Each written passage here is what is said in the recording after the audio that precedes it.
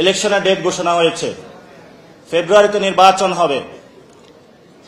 ফেব্রুয়ারিতে নির্বাচন হবে না।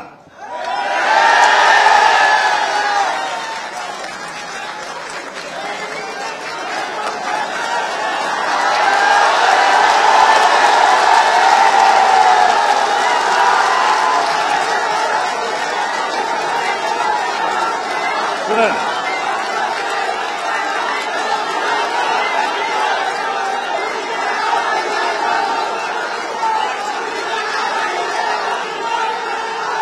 ফেব্রুয়ারিতে নির্বাচন হবে না, কারণ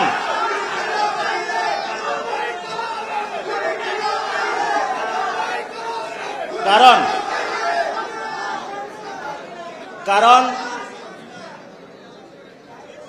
যদি ফেব্রুয়ারিতে নির্বাচন হয়, আমার যে ভাইয়েরা শহীদ হয়েছিল, রক্ত দিয়েছিল সংস্কারের জন্য, একটি নতুন সংবিধানের জন্য, তাহলে কবরে গিয়ে তার লাশটা ফেরত দিতে হবে এই সরকারকে।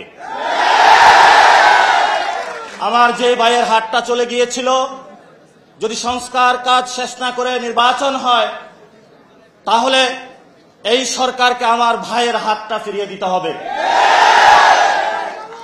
যে মায়ের বুক খালি হয়েছিল, যদি সংস্কার ছাড়া, একটি নতুন সংবিধান ছাড়া বাংলাদেশে নির্বাচন হয়, তাহলে ওই মায়ের বুকের সন্তানকে ফেরত দিতে হবে।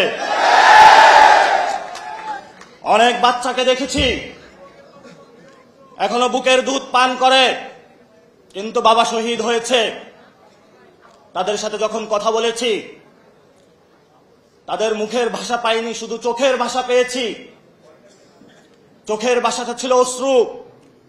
যে অশ্রুতে তারা বলেছিল, আমার বাচ্চা রয়ে গিয়েছে, আমার স্বামী চলে গিয়েছে, আমি বাংলাদেশ থেকে কিছু চাই না, কিন্তু আমি একটি সুন্দর ভবিষ্যতে বাংলাদেশ দেখতে চাই, যেখানে আমার এই বুকের যে সন্তান আছে, আর সন্তানকে কেউ খুন করবে না।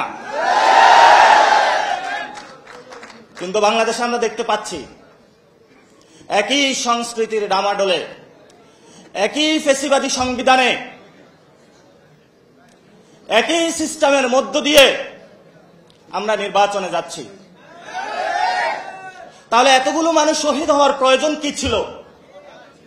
এতগুলো মানুষ আহত হওয়ার প্রয়োজন কি ছিল? আপনারা দেখেছেন, এখানে অনেক মিডিয়া ভাই রয়েছেন। ভারতে হিন্দুত্ববাদী বিজেপি এক এক করে সকল মিডিয়া দখল করেছিল, কিন্তু কিছু তরুণ যুবা অল্টারনেটিভ মিডিয়া সৃষ্টি করে ভারতের বুকে গত ইলেকশনে বিজেপির যে জয়যাত্রা, তাদের যে হম্বিতম্বি, সেটা রুখে দিয়েছিল। আপনাদের কি স্মরণ আছে? আপনাদেরকে সেই ভূমিকায় নামতে হবে। বর্তমানে গণ অভ্যুত্থানে যারা নেতৃবৃন্দ রয়েছেন, 1 লাখ টাকা, 5 লাখ টাকা বিভিন্নভাবে এমনভাবে ক্যারেক্টারাইজেশন করা হচ্ছে, মনে হচ্ছে বাংলাদেশের সবচেয়ে বড় তারা ক্রিমিনাল। এসব ফাইজলামি বন্ধ করতে হবে।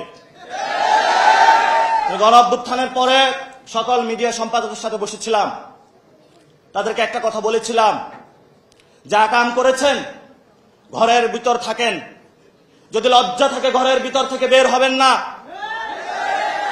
কিন্তু যাদের লজ্জা নাই, তারা বারবার বাংলাদেশের মানুষকে ধোঁকা দিয়ে যাচ্ছে।